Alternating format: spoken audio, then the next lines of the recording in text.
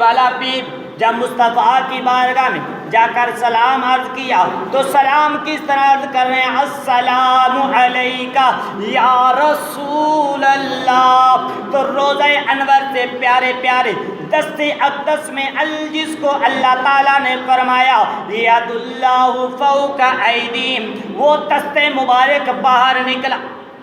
جب حضور غوث اعظم نے سلام کیا تو حضور غوث اعظم فرماتے ہیں جب میں نے سلام کیا رب کائنات جس کی گواہی دے رہا ید اللہ فوق ایدیہم، اے سونیا اے تیرے ہاتھ نہیں، اے ہاتھ میرے نے، اے ہاتھ آپ کے نہیں، ہاتھ میرے نے۔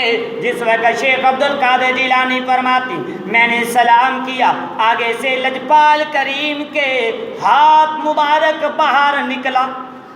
قبر انور سے ہاتھ مبارک جب باہر نکلا تو میں نے سوال ذہن کے اندر خیال آیا ہوگا، اب ہاتھ تو باہر نکلا ہے، بڑے مقدرہ والے ہو، بڑیاں قسمتاں والے، سید گھرانہ آل ان کی نبی کی آل ہے، جب ہاتھ باہر نکلا حضور غوث اعظم شیخ عبدالقادر جیلانی نے میرے مصطفیٰ کے ہاتھ کو بوسا دیا، میرے لجپال کریم کے ہاتھ کو بوسا دیا۔ پتہ چلیا اگر نبی زندہ تو قبر سے ہاتھ بھی باہر آیا، نبی زندہ آواز بھی آئی، اگر نبی زندہ نہیں تو پھر نبی آواز نہیں دے سکتے، آواز بھی نہیں آ سکتی، ہاتھ بھی باہر نہیں نکل سکتا۔ پھر میں پوچھنا چاہتا ہوں اگر امام بخاری نے جی اگر حدیث لکھی ہے تو کیا امام بخاری پہ کیا فتویٰ لگاؤ گے؟ امام بخاری کہہ رہے ہیں ادخلوا الحبیب الی الحبیب، حبیب کو حبیب کے پاس ملا دو۔ میں پوچھنا چاہتا ہوں جی آواز کس نے دی ہے؟ آواز تو مصطفیٰ کی ہے، اگر مصطفیٰ نے آواز دی ہے تو ماننا پڑے گا نبی زندہ ہے، پھر ماننا پڑے گا نبی زندہ ہے۔ میرے بھائی اب توجہ کرو، یہ حضور غوث اعظم فرماتے ہیں میں نے سلام کیا، سلام کرنے کے بعد ہاتھ باہر نکلا، میں نے ہاتھ کا بوسا دیا۔ یہ غوث اعظم کی کتاب ہے سیرت غوثیہ، یہ اس کے اندر یہ لکھی ہوئی حدیث، یہ روایت وہاں پہ موجود ہے سیرت غوثیہ کے اندر۔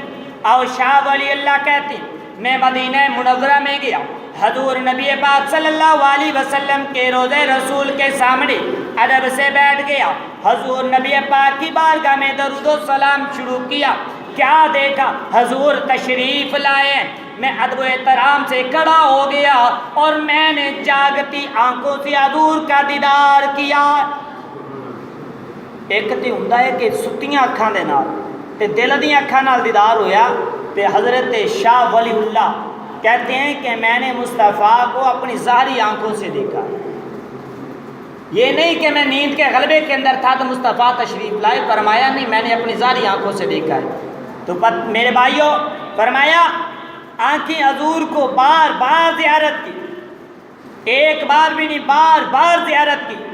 مجددی الفسانی کے پوتے خواجہ محمد نقشبند پیدا ہوئے تو خواجہ محمد معصوم کہتے ہیں رسول پاک صلی اللہ علیہ وسلم تشریف لائے، آپ نے بچے کے کان میں اذان و تکبیر کہی اور فرمایا یہ دادا کی طرف سے افضل ہے، یہ جمال نقشبندیہ میں بھی ہے۔